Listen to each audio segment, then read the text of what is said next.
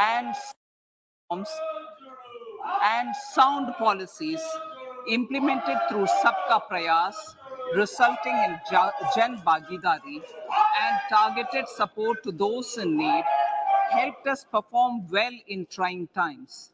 India's rising global profile is because of the several accomplishments. Unique world-class digital public infrastructure, example, Aadhaar, CoWIN, and UPI. COVID vaccination drive in unparalleled scale and speed, proactive role in frontier areas such as achieving the climate-related goals, Mission Life, and National Hydrogen Mission. During the COVID-19 pandemic, we ensured that no one goes to bed hungry with a scheme to supply free food grains to over 80 crore persons for 28 months. Continuing our commitment to ensure food and nutritional security, we are implementing from 1st January 2023 a scheme to supply free food grain to all Antyodaya and priority households for the next 1 year. Under PM Garib Kalyan Anna Yojana, the entire expenditure of about 2 lakh crore will be borne by the central government. In these times of global challenges, the G20 presidency gives us a unique opportunity to strengthen India's role in the world economic order. With the theme of Vasudhaiva Kutumbakam, we are steering an ambitious, people-centric agenda to address global challenges and to facilitate sustainable economic development. The government's efforts since 2014 have ensured for all citizens a better quality of life and life of dignity. The per capita income has more than doubled to 1.97 lakh rupees. In these 9 years, the Indian economy has increased in size from being 10th to 5th largest in the world. We have significantly improved our position as well as a well-governed and innovative country with a conducive environment for business as reflected in several global indices. We have made a significant progress in many sustainable development goals. The economy has become a lot more formalized as reflected in the EPFO membership, more than doubling to 27 crore and rupees 7,400 crore digital payments of 126 lakh crore rupees through UPI in 2022. The efficient implementation of many schemes with universalization of targeted benefits has resulted in inclusive development. Some of the schemes are 11.7 crore household toilets under Swachh Bharat mission, which is achieved, 9.6 crore LPG connections under Ujjwala, 220 crore COVID vaccination of 102 crore persons, 47.8 crore PM Jan Dhan bank accounts, insurance cover for 44.6 crore persons under PM Suraksha Bima and PM Jeevan Jyoti Yojana, and cash transfer of 2.2 lakh crores of rupees to 11.4 crore to over 11.4 crore farmers under PM Kisan Samman Nidhi. Our vision for the Amrit Kal includes technology-driven and knowledge-based economy with strong public finances and a robust financial sector. To achieve this, Jan Bhagidari through Sabka Saath, Sabka Prayas is essential. The economic agenda for achieving this vision focuses on three things. First, facilitating ample opportunities for citizens, especially the youth, to fulfill their aspirations. Second, providing strong impetus to growth and job creation. And third, strengthening macroeconomic stability. To service these focus areas in our journey to India at 100, we believe that the following four opportunities can be transformative during Amrit Kal. Economic empowerment of women. Deen Dayal Antyodaya Yojana National Rural Livelihood Mission has achieved remarkable success by mobilizing rural women into 81 lakh self-help groups. We will enable these groups to reach the next stage of economic empowerment through formation of large producer enterprises or collectives, with each having several thousand members and managed professionally. They will be helped with raw materials supply and for better design, quality, branding, and marketing of their products. Through supporting these policies, they will be enabled to scale up their operations to serve the large consumer markets, as has been the case with the several startups growing into unicorns. PM Vishwakarma Kaushal Samman, PM Vikas. For centuries, traditional artisans and craftspeople who work with their hands using tools have brought renown for India. They're generally referred to as Vishwakarma. The art and the handicraft created by them represents the true spirit of Atmanirbhar Bharat. For the first time, a package of assistance for them has been conceptualized. The new scheme will enable them to improve the quality, scale, and reach of their products, integrating them with the MSME value chain. The components of the scheme will include not only financial support, but also access to advanced skill training, knowledge of modern digital techniques, and efficient green technologies, brand promotion, linkage with local and global markets, digital payments, and social security. This will greatly benefit the scheduled castes, scheduled tribes, OBCs, women, and people belonging to the weaker sections. Tourism. The country offers immense attraction for domestic as well as foreign tourists. There is a large potential to be tapped in tourism. The sector holds huge opportunities for jobs and entrepreneurship for youth in particular. Promotion of tourism will be taken up on mission mode with active participation of states, convergence of government programs, and public-private partnerships. Green growth. We are implementing many programs for green fuel, green energy, green farming, green mobility, green buildings, and green equipment, and policies for efficient use of energy across various economic sectors. These green growth efforts help in reducing carbon intensity of the economy and provides for large-scale green job opportunities.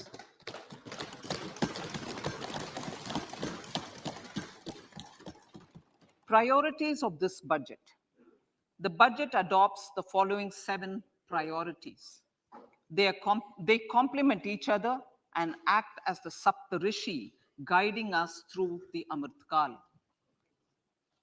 Inclusive development, reaching the last mile, infrastructure and investment, unleashing the potential, green growth, youth power, and financial sector.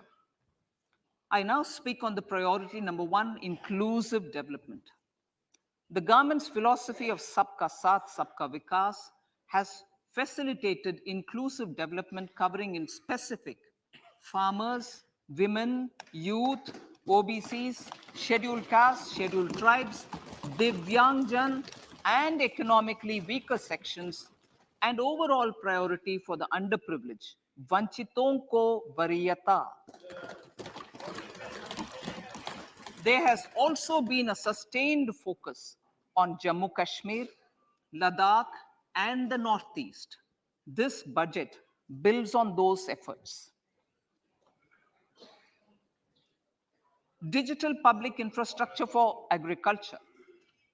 Digital public infrastructure for agriculture will be built as an open source, open standard, and interoperable public good. This will enable inclusive farmer-centric solutions through relevant information services for crop planning and health, improved access to farm inputs, credit and insurance, help for crop estimation, market intelligence, and support for growth of agri-tech industry and startups.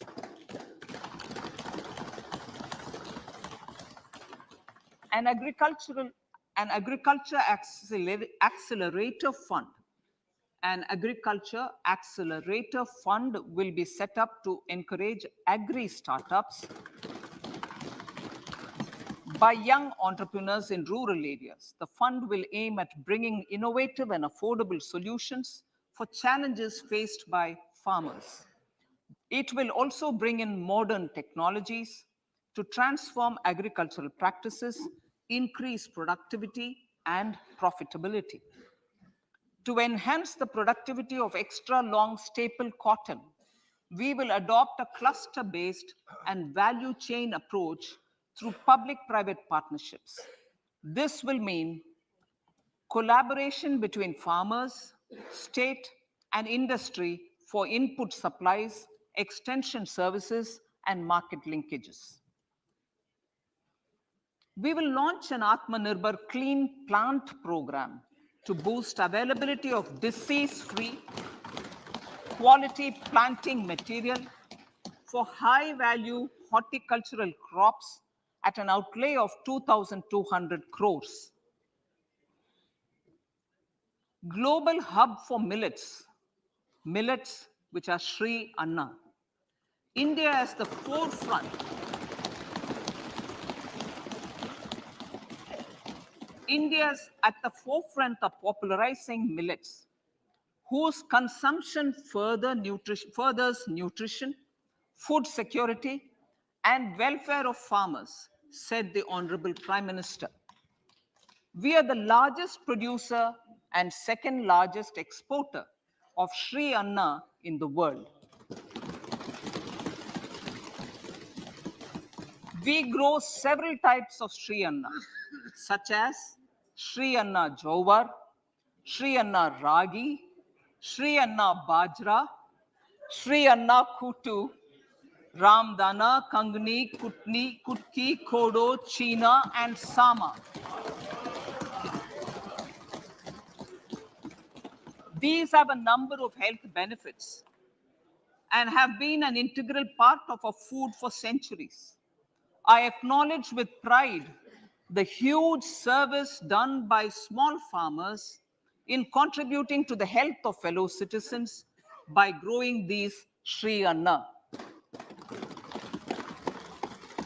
Now, to make India a global hub for Sri Anna, the Indian Institute of Millet Research, ideally Indian Institute of the Sri Anna Research, Hyderabad, will be supported as the center of excellence for sharing best practices, research, and technologies at the international level. The agricultural credit target will be increased to 20 lakh crores with focus on animal husbandry, dairy, and fisheries. We will launch a new sub-scheme of PM Matsya Sampada Yojana, which is an existing scheme, but we launch a new sub-scheme with targeted investment of 6,000 crores to further enable activities of fishermen, fish vendors, and micro and small entrepreneurs, improve value chain efficiencies, and expand the market. For farmers, especially small and marginal farmers and other marginalized sections, the government is promoting cooperative-based economic development model. A new Ministry of Cooperation was formed with a mandate to realize the vision of Sahakar Se Samriddhi. To realize this vision, the government has already initiated computerization of 63,000 primary agricultural credit societies with an investment of 2,560 crores, 2,516 crores. In consultation with all the stakeholders and the states, model bylaws for PACS were formulated, enabling them to become multi-purpose PACS. A national cooperative database is being prepared for countrywide mapping of cooperative societies. With this backdrop, we will implement a plan to set up massive decentralized storage capacity.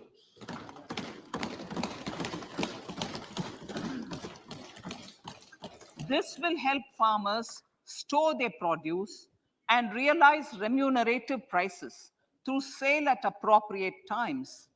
The government will also facilitate setting up of a large number of multi-purpose cooperative societies, primary fisheries societies, and dairy cooperative societies in uncovered panchayat and villages in the next 5 years.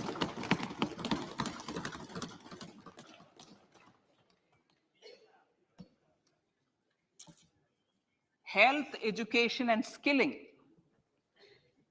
157 new nursing colleges will be established in co-location with the existing 157 medical colleges established since 2014.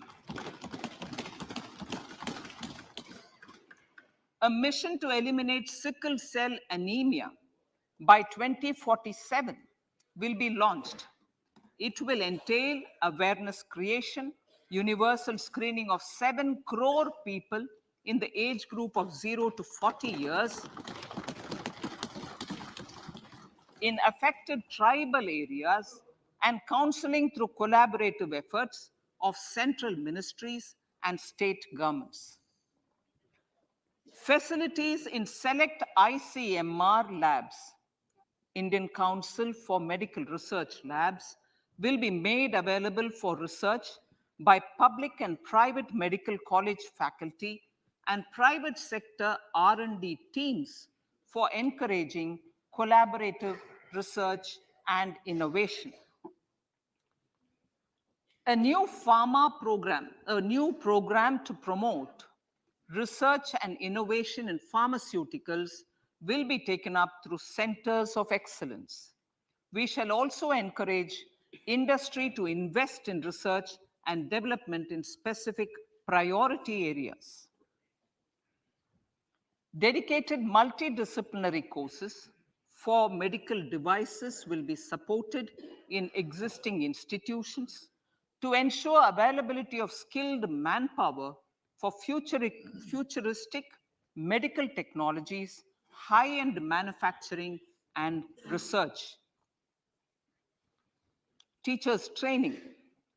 Teachers training will be re-envisioned through innovative pedagogy, curriculum transaction, continuous professional development, dipstick surveys, and ICT implementation. The District Institute of Education and Training will be developed as vibrant institutes of excellence for this purpose.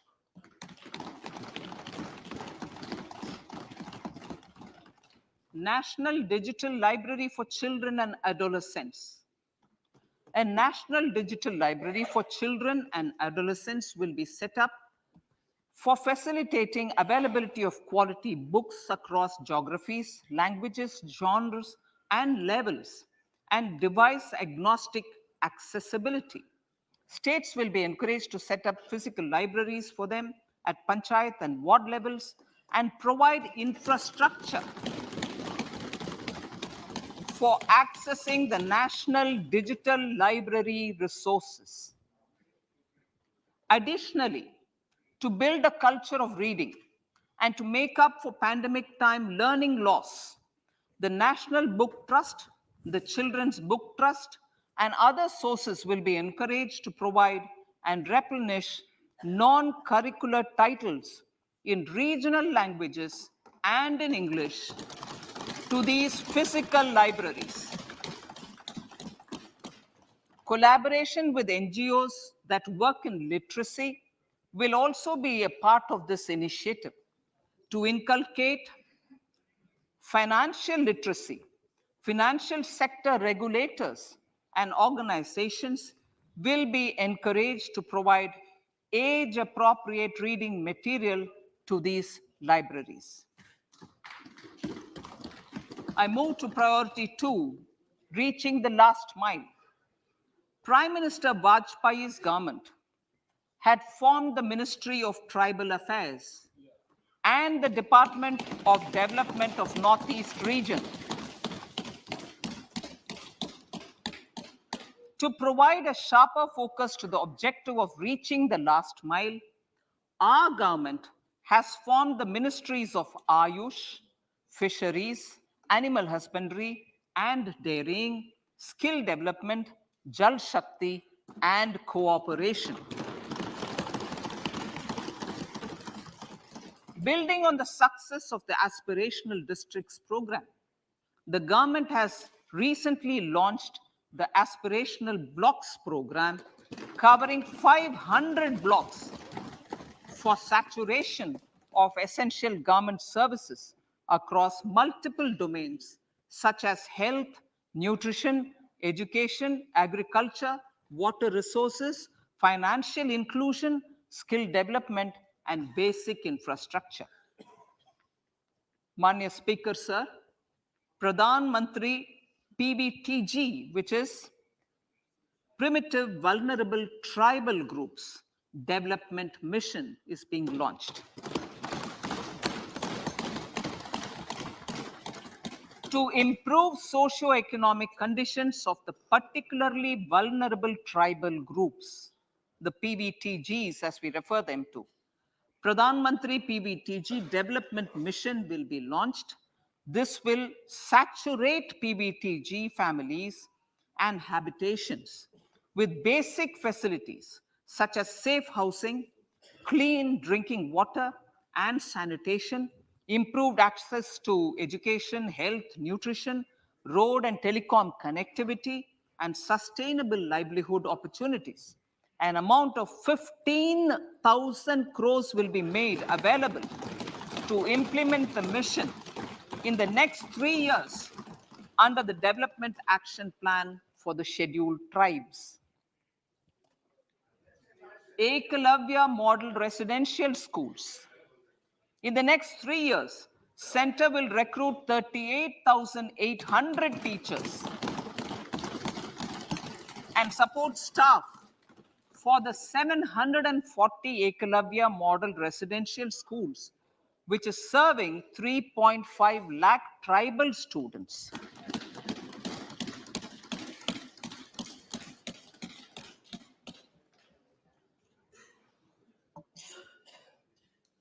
In the drought-prone central regions of Karnataka, central assistance of 5,300 crore will be given to Upper Bhadra project to provide sustainable micro irrigation and filling up of surface tanks for drinking water. PM Awas Yojana. The outlay for PM Awas Yojana is being enhanced by 66% to over 79,000 crores. Bharat Shared Repository of Inscriptions will be set up in a digital epigraphy museum with digitization of 1 lakh ancient inscriptions in the first stage. Support for poor prisoners. For poor persons who are in prisons and unable to afford the penalty or the bail amount, required financial support will be provided.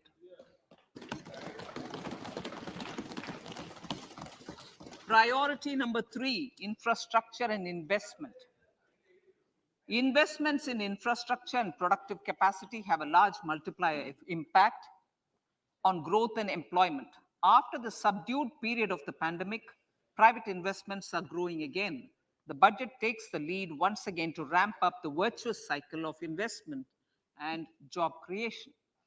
Honorable Speaker, sir, the capital investment outlay is being increased steeply for the third year in a row by 33% to 10 lakh crores, which would be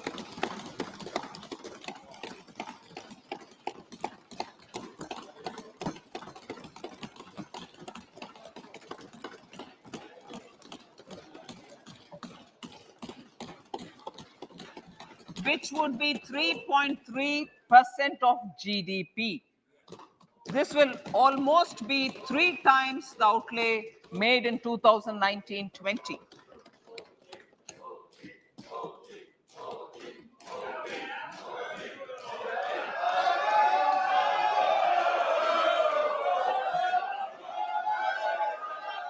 This substantial increase in recent years is central to the government's efforts to enhance growth potential and job creation, crowd in private investments, and provide a cushion against global headwinds. The direct capital investment by the center is complemented by the provision made for creation of capital assets through grants and aids to state. The effective capital expenditure of the center is budgeted at 13.7 lakh crore rupees, which will be 4.5% of GDP. Support to state governments for capital investment. I have decided to continue the 50-year interest-free loan to state governments for 1 more year to spur investment in infrastructure and to incentivize them for complementary policies actions with a significantly enhanced outlay of 1.3 lakh crores. The newly established Infrastructure Finance Secretariat will assist all stakeholders for more private investment in infrastructure, including railways, roads, urban infrastructure, and power, which are predominantly depend on public resources. The harmonized master list of infrastructure will be reviewed by an expert committee for recommending the classification and financing framework suitable for Amartkal. A capital outlay, I'm talking about railways now, sir, Honorable Speaker, railways. A capital outlay of 2.40 lakh crores has been provided for the railways. This is the highest ever outlay this highest ever outlay is about 9 times the outlay made in 2013-14. 100 critical transport infrastructure projects for last and first mile connectivity for ports, coal, steel, fertilizer, and food grain sectors have been identified. They will be taken up on priority with investment of 75,000 crores, including 15,000 crore from private sources. 50 additional airports, heliports, water aerodromes, and advanced landing grounds will be revived for improving regional air connectivity.